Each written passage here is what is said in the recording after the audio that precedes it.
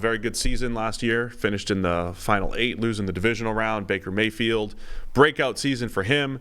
So coming into the offseason here, of course, the big question mark is going to be, are they re-signing Baker Mayfield as he hits free agency? And what happens with Mike Evans? They were unable to get to a deal before the season. The self-imposed deadline by Evans. Will Evans, who wants to be a Buck for life, actually hit free agency? How bad is my squeaky chair? This is very annoying. It's pretty bad, but I don't know whether it's getting picked up on the mic or not. Very annoying. I hate moving. So, yeah, let's start with the Baker Mayfield thing. They're definitely bringing him back, right? I think so. Does Baker want to be back? Why wouldn't he? Dave Canales isn't there.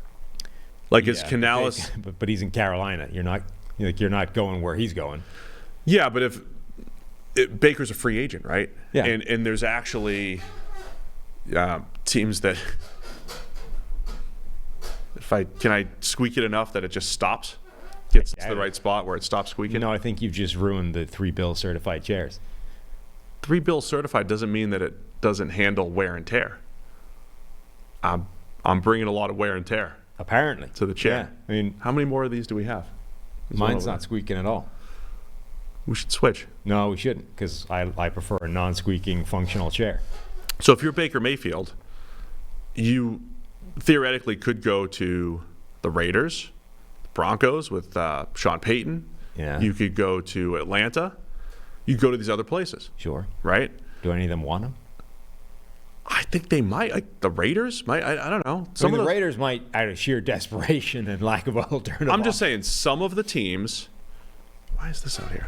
Some of the teams that are desperate for a quarterback might look at Baker Mayfield and be like, "Oh, we could do that with him again."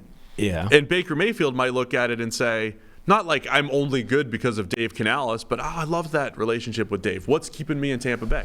If Canales had gone somewhere where they didn't have any quarterback plan, if Canales had been the Raiders head coach, then I would say, okay, there's a pretty solid chance that Baker goes where Canales goes, and they try and I understand. Replicate it somewhere else. All I'm saying is, what's keeping Baker Mayfield in Tampa Bay besides the uniform?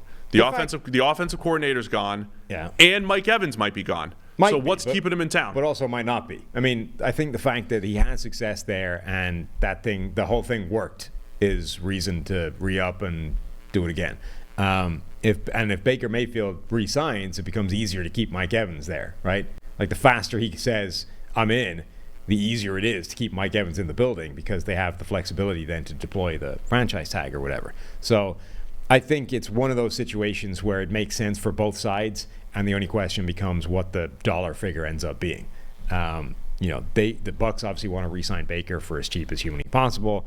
Baker still hasn't gotten the big second contract that he probably should have at this point in his career. And this might be his only shot at getting paid in the NFL. So he wants to maximize the dollar figure as well. Presumably there's going to be some version of a Geno Smith type contract signed there, where it's an acknowledgement that, hey, yes, you fixed things, you rescued us. On the other hand, you're still not great. You're good, you're not great.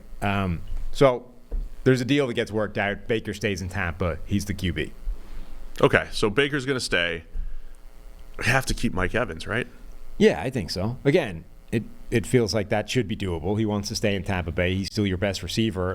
It's going to cost you some money, but get on with it. What else are you going to do with it? Just get on with it. All right, so we're going to take care of those two things? We're good? Yeah, I think so. I mean, the Bucs have quite a lot of cap space now. The cap moved in their direction. They've got $45 million worth of space.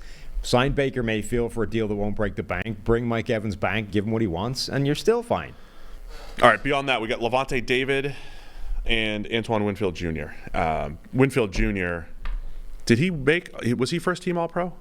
Yeah, I think so. He was. He did the Mitchell Schwartz, no Pro Bowl, but first team All-Pro, right? So the voters got it right. The fans, or however the Pro Bowl is done now, didn't get it right. Winfield was unbelievable last year. Is he your tag candidate? Or I would try to bring him back and lock him up. If I can free it up by signing Baker and Mike Evans before we hit the deadline, I would use the tag on Winfield. Yeah. Buy some time to lock him up long term. Levante David at this point in his career, it looks like him and Devin White could potentially be gone. Yeah, David's tough because he's still by far their best linebacker. What do you keep bringing him back? I mean, the market for David can't be strong, right? given his age, nobody's out there paying big money for Levante. It's probably another 1 year, $6-7 million, so come back. David's probably a case of a guy where you can let him test the free agent market and say, hey, give me a call when you get your best offer and we'll match it type of thing. Yeah. So let's try to bring David back. They did start to phase Devin White out late last year. KJ Britt played pretty well. They Cervechea Dennis they drafted last year, model guy. So he'll be good in the coming years here. So I think they're good, pretty good at linebacker. I think the defensive line is just another place where they've invested a lot, and I don't know what their perception is, but PFF grades haven't been terribly kind to their former top picks. Joe Tryon-Shoyinka was a first rounder. Logan Hall was their top pick that 1 year where they picked it. He was a second rounder. Right. Kalijah Cansey last year, good pass rusher. It was kind of like Ed Oliver early career.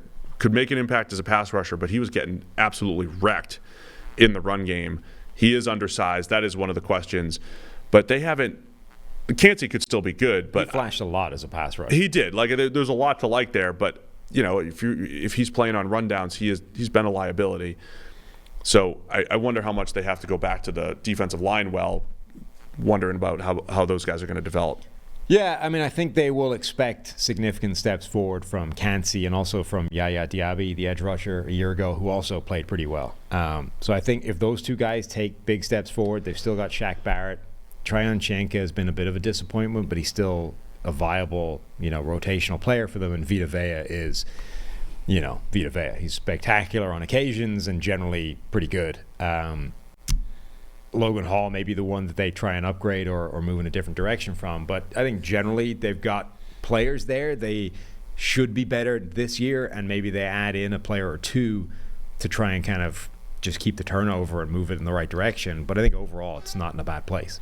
Other roster decisions coming up. They have a bunch of high-priced players heading into the last year of their deals. Chris Godwin, Carlton Davis, Shaq Barrett. So when we talk about future-proofing, all three, I don't anticipate all three of those guys re-signing, getting younger at receiver. Because even if Evans comes back, Trey Palmer, they brought in last year, Devin Tompkins, but you got to get younger at receiver. Yeah. Younger at edge, who we just talked about. I mean, even Tryon-Shoyinka is maybe at the end of his run here. So edge defender should be in play, potentially a starting outside corner to eventually replace Carlton Davis, and then getting younger at receiver. Pretty premier positions there that the Bucs need to keep an eye on here. Mm-hmm. Late in the first round, they're going to draft at pick 26. We've mentioned the corners a lot for teams picking in the 15 to 28, 29, 30 range. So corner could be in play there for the Bucs. And then depending on how the defensive line group falls. It seems like the defensive line is a lot of people. Again, I don't know where Chop Robinson ends up, but a lot of people expect those top edges, the Dallas Turners, Jared Versus, Latu, to go in the top 15 to 20. And then is there a drop-off between the next group of edge defenders? So it might not be the fit there for the Bucs, in other words, to go get the edge.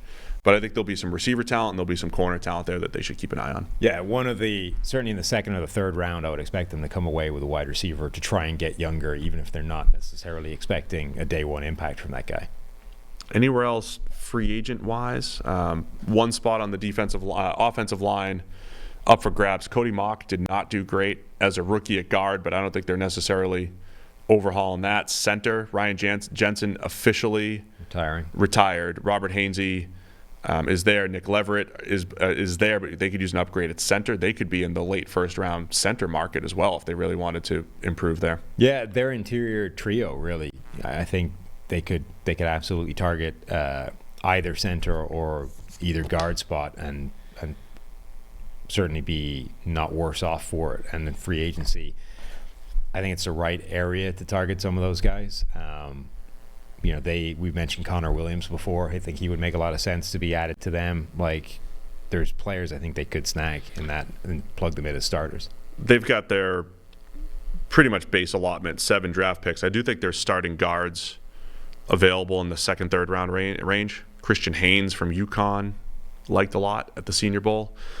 Production-wise, Cooper Beebe from Kansas State, so they could go back, probably snag a starter there. But I do think the high-value positions they have to keep an eye on as far as the future of this roster.